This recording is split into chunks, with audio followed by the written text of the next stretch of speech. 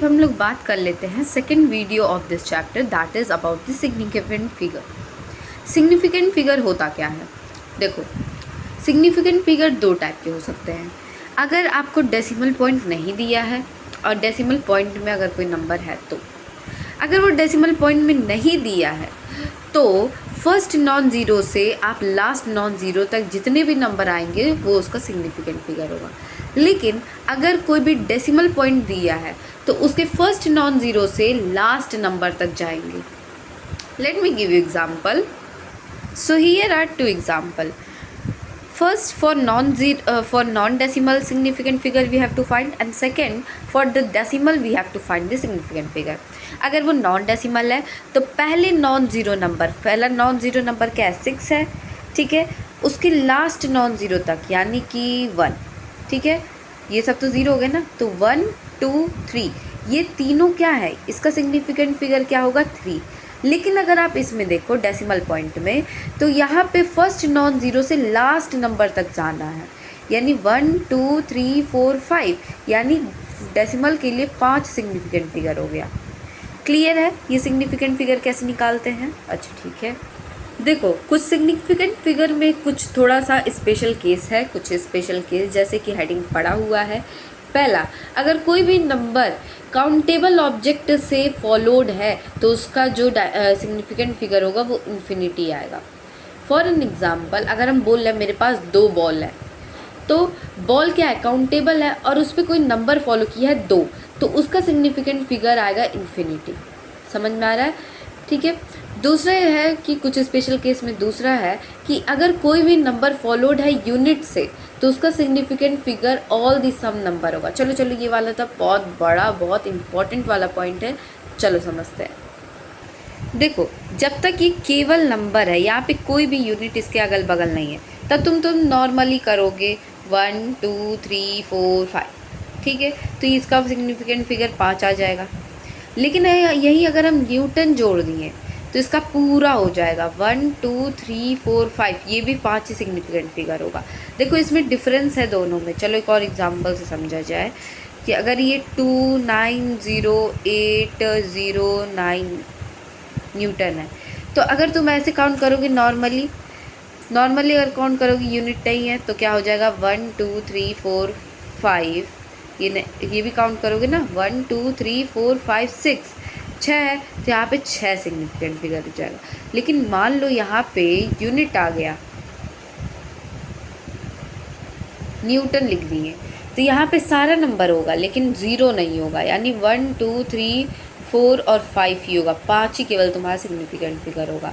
क्यों? क्योंकि कोई भी नंबर किससे फॉलो हो गया है? किसी यूनिट से। समझ में आ रहा है इसमें और इसमें का difference? I hope you got it what I want to say. अब तीसरा पॉइंट है कुछ स्पेशल केस में कि अगर कोई भी नंबर तुमको ऐसे दिख रहा है 10⁻², 10⁻⁻2, 10⁻,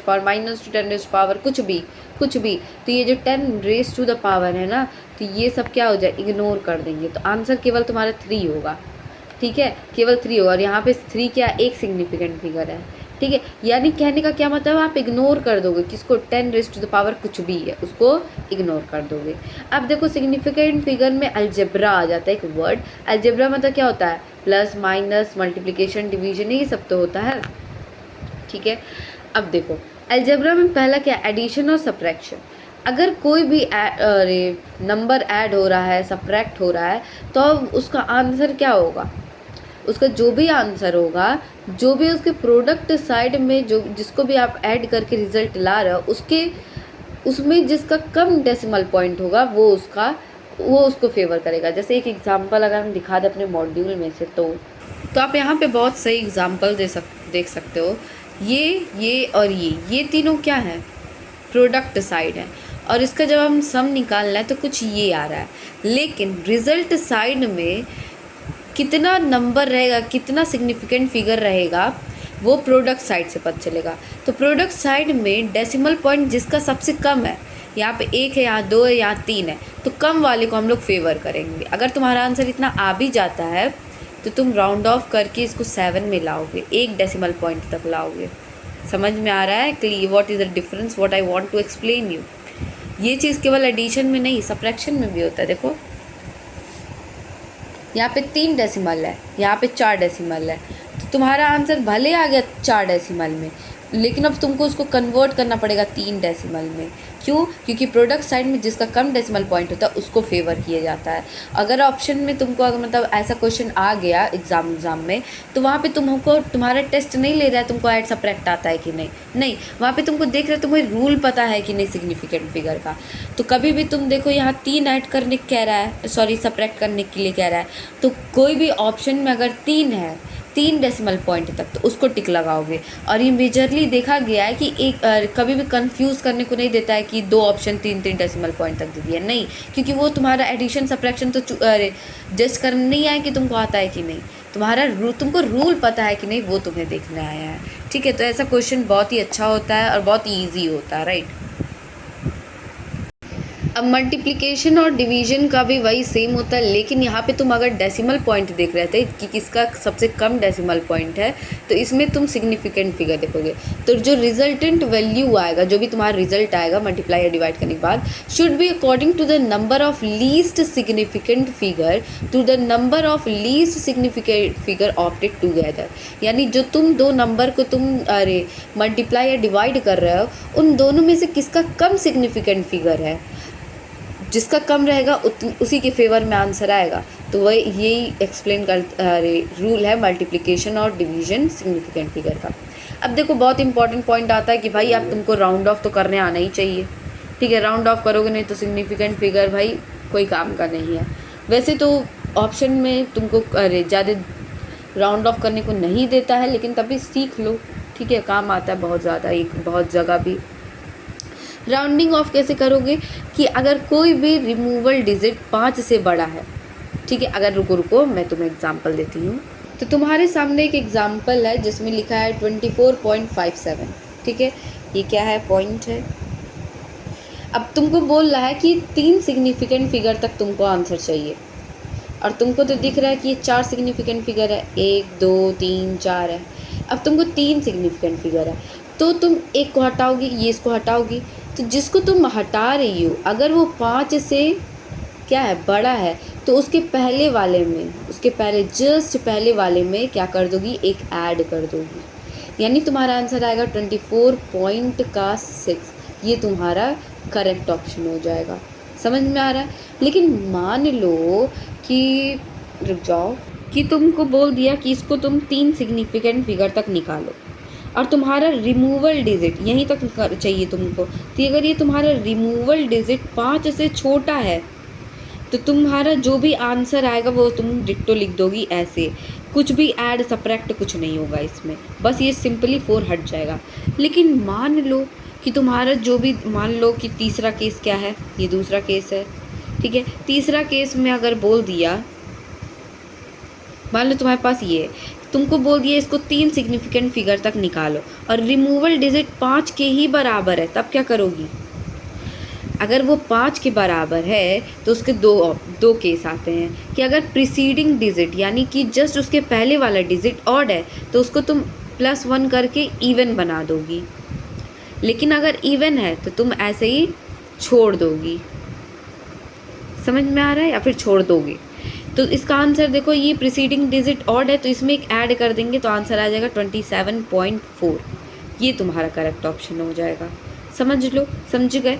मान लो तुम्हारा यही चीज़ ऐसे दिया है, ठीक है, और इसका तुमको सिग्निफिकेंट राउंड ऑफ करके सिग्निफिकेंट फिगर निकालना है, तो रिमूवल डिजिट तो 5 है और उसके पहले वाला इवन है, तो तुम ऐसे ही छोड़ दोगी, सिंपली तुम 3 सिग्निफिकेंट डिजिट तक निकाल दोगी।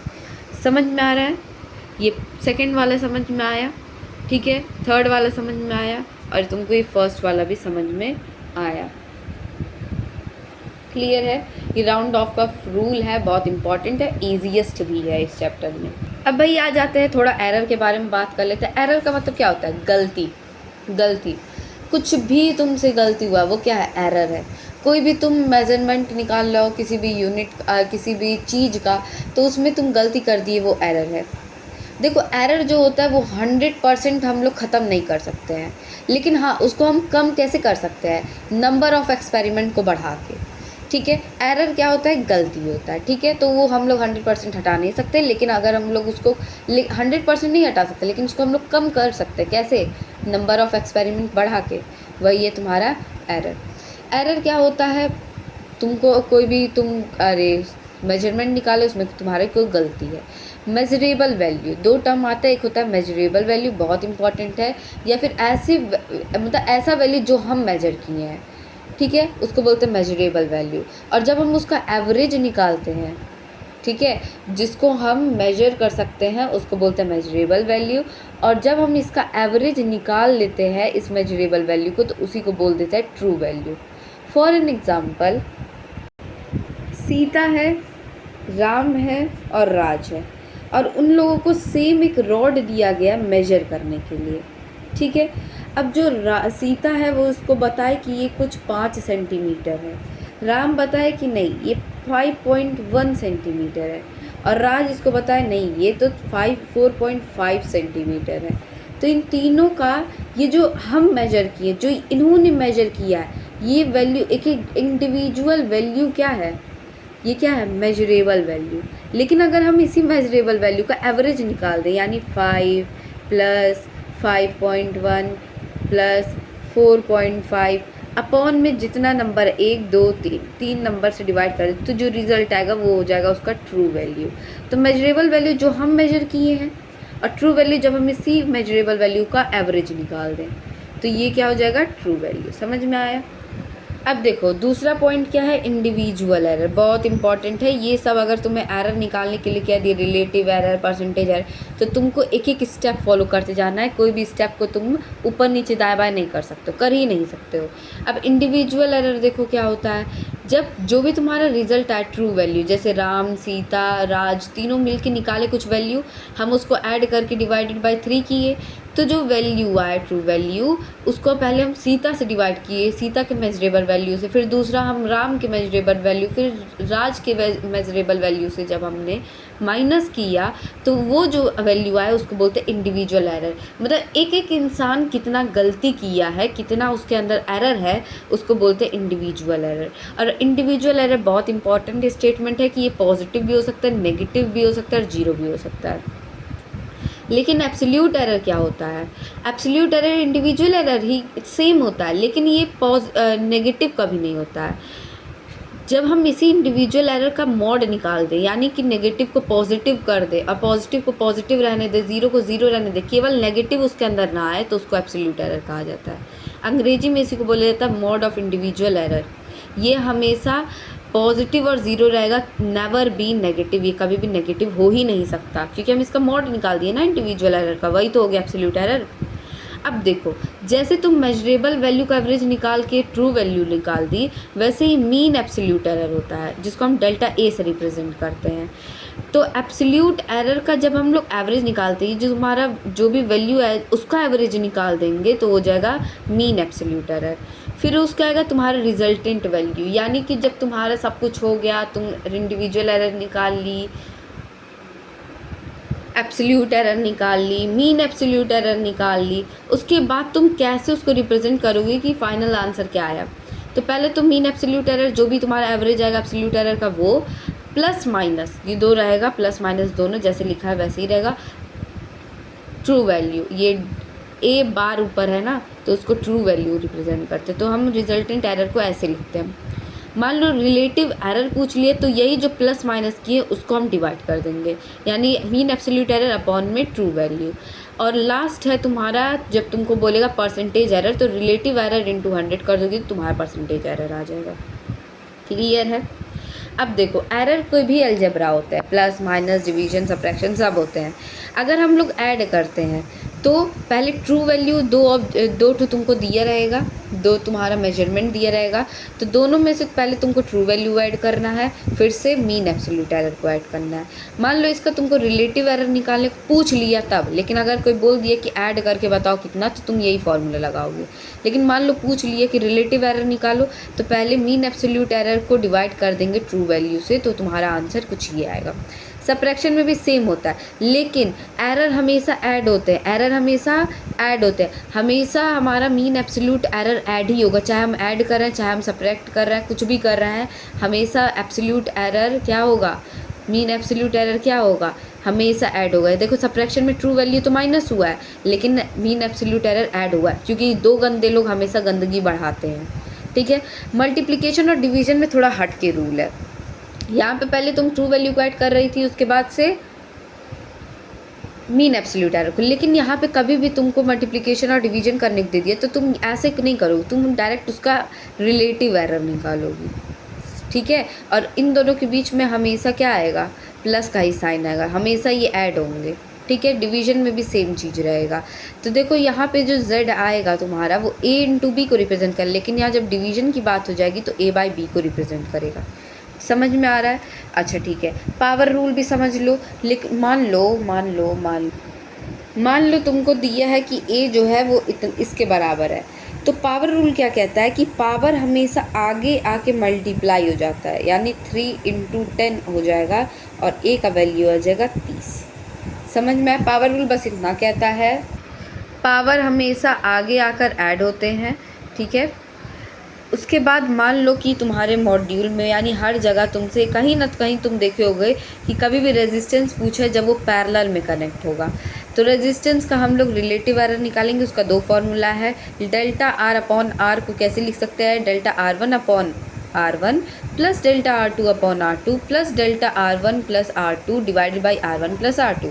मान लो तुमको ये लगाने का नहीं मन किया तो तुम ये वाला फॉर्मूला लगा सकते हो, डेल्टा R1 अपॉन R1 का square plus delta R2 upon R2 का स्क्वायर। ठीक है, यू हैव टू ऑप्शन, इधर one you can choose. So this is a whole.